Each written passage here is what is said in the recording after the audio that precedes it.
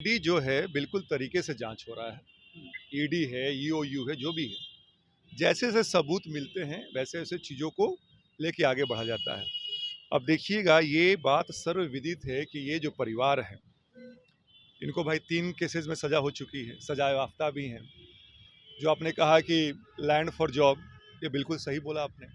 तो ये जैसे जैसे सुराग मिलता है वैसे वैसे ईडी काम करती जाएगी। तो मुझे लगता है कि स्वेच्छा से बिल्कुल खुले तरीके से अगर आप सब चीज़ प्रस्तुत करेंगे तो उसके बाद से ईडी जो है संतुष्ट हो जाएगा। और फिर इस देश में कानून का राज तो है ही, और आप संवैधानिक संस्थाओं पे अगर ये सवाल उठाएंगे तो मुझे लगता है कि फिर आप कानून की इज्जत नहीं करते हैं, कानून को मानते नहीं है। कि महाठगबंधन से उपेंद्र कुशवाहा जी निकल गए, सुधाकर सिंह जी पूर्व कृषि मंत्री कितने दिन से हमलावर हैं। हम लोग आशा कर रहे हैं कि अब कार्रवाई होगी, अब कार्रवाई होगी, लेकिन हो नहीं रही है। तो भाषा का मर्यादा, चाहे लोग टूट के निकल रहे हैं या अमर्यादित भाषा का प्रयोग कर रहे हैं, वो तो बिल्कुल दिखता है ना। उस केसेस में क्या होता है कि हर व्यक्ति, जैसे नीतीश कुमार जी अपना भविष्य सुरक्षित करते हैं पलटने के बाद, तो नेता भी सुरक्षित कर रहे हैं। तो इसमें गलत क्या कहा उन्होंने? पहले अपना घर संभालिए, उसके बाद से राज्य को संभालिए, और तब ये सब बात कीजिए। दोस्तों नमस्कार, बहुत स्वागत है आपका चौकस भारत में। मैं आपका दोस्त ब्रजेंद्र। राज्य के उप मुख्यमंत्री के घर पे लगातार जो है ईडी अपनी दबिश बना रही है। दरअसल लैंड फॉर जॉब ये स्थिति है। ये कहा जा रहा है कि इस लैंड जो जॉब के बदले में लैंड की जो बात चली थी और उसके बाद ये स्कैम उजागर हुआ, और इसी के बाद इन पर दबिश लगातार बन रही है। पक्षीय नेता जो हैं वो अपने स्तर से कई बार कह रहे हैं कि जो विपक्षी हमारे हैं वो कुछ भी नुस्ख निकाल के और फिर से ये कहानी की शुरुआत कर दी है।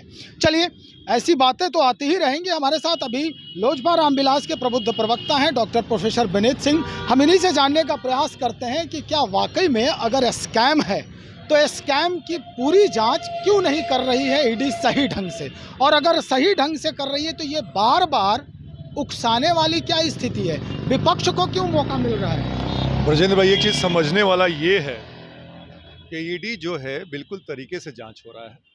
ईडी है, ईओयू है, जो भी है, जैसे जैसे सबूत मिलते हैं वैसे वैसे चीज़ों को लेके आगे बढ़ा जाता है। अब देखिएगा, ये बात सर्वविदित है कि ये जो परिवार है, इनको भाई 3 केसेस में सज़ा हो चुकी है, सज़ा याफ्ता भी हैं।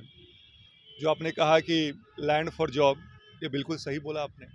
तो ये जैसे जैसे सुराग मिलता है वैसे वैसे ईडी काम करता है। अब दिक्कत परेशानी ये हो जाता है कि विपक्ष को कोई और मुद्दा मिलता नहीं भाई। तो अपने नेता को बचाने के लिए अगर आपके नेता पाक साफ हैं तो आपको परेशान होने की जरूरत नहीं है। अब आप ये कहेंगे कि मेरी गर्भवती बहू को बैठा लिया गया, बच्चों को बैठा लिया गया, मुझे नहीं मालूम है कितना उचित है ये, लेकिन भाई ईडी के शक के घेरे में हर कोई आता है। जब हर कोई आएगा, आप उस परिवार के हिस्सा हैं, तो आपसे पूछताछ की जाएगी। तो मुझे लगता है कि स्वेच्छा से बिल्कुल खुले तरीके से अगर आप सब चीज़ प्रस्तुत करेंगे तो उसके बाद से ईडी जो है संतुष्ट हो जाएगा। और फिर इस देश में कानून का राज तो है ही, और आप संवैधानिक संस्थाओं पे अगर ये सवाल उठाएंगे तो मुझे लगता है कि फिर आप कानून की इज्जत नहीं करते हैं, कानून को मानते नहीं हैं। तो उससे क्या है, जैसे कि अभी राजद के सांसद साहब ने, मनोज झा जी ने कहा है कि अगर एक भी इशारा मिले तो राजद के कार्यकर्ता सड़क पे आ जाएंगे। भाई, ये गुंडई वाली भाषा किसको डराया धमकाया जा रहा है? बिहार में तो समझ में आता है भाई कि आपके चाचा जी ही यहाँ पे मुखिया हैं, तो जब सैया है कोतवाल तो डर काहे का। लेकिन भाई, कानून का राज्य है, कानून को अपना काम करने दीजिए, उनके प्रक्रिया में यकीन कीजिए, विश्वास कीजिए, और उसके बाद से दूध का दूध पानी का पानी हो जाएगा। इधर संजय जायसवाल जो भारतीय जनता पार्टी के प्रदेश अध्यक्ष हैं वो कह रहे हैं कि अपना घर तो संभल नहीं रहा है और दूसरों पर कटाक्ष कर रहा है, जैसा कि अभी आपने बोला। इसी पर ये बात जो है, भाई, इस बात में दम तो है ही। आप देख लीजिए कि महाठगबंधन से उपेंद्र कुशवाहा जी निकल गए, सुधाकर सिंह जी पूर्व कृषि मंत्री कितने दिन से हमलावर हैं।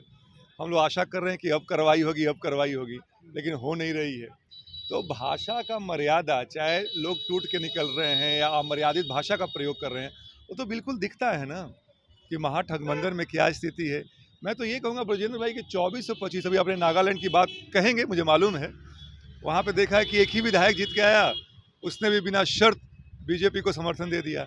क्योंकि उनको मालूम है, यहाँ के कार्यकर्ता नेताओं को मालूम है कि नीतीश कुमार जी की जो कोई नीति और नियति है बिल्कुल साफ नहीं है।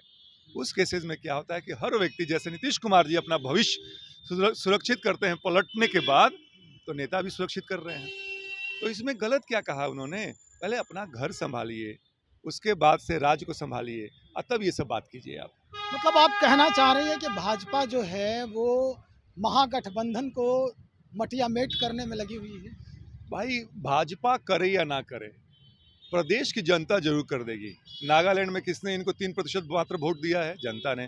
बिहार में क्या स्थिति है? तीसरे नंबर की पार्टी किसने बनाया है? जनता ने बनाया है। भाई बाकी जनता कर देगी 90%, बाकी जो 10% है वो हम लोग कर देंगे।